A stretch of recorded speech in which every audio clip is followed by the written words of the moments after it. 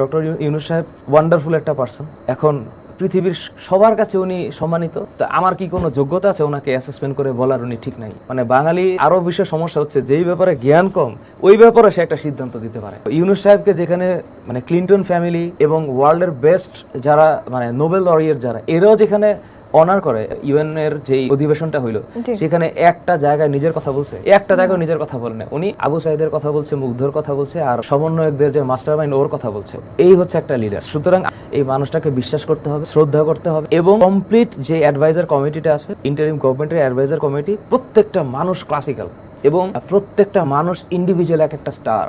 জাতির যে প্রত্যাশা, মনে করে যে আজকের মধ্যেই মনে হয় সব চেঞ্জ হয়ে যাবে, মানে স্বপ্নে দেখতেছি পুরো বাংলাদেশটা আজকে গ্রিন হয়ে গেল, এটা এইভাবে হয় না। 15-16 বছরের যেই জঞ্জাল, এটা সরাইতে অনেক সময় লাগবে। ওই সময়টাকে দিতে হবে, আর নিজেদের কাজটা বুঝতে হবে, আর একটু ফেসবুকের মধ্যে এই যে লম্ফ জম্ফটা কমাইতে হবে।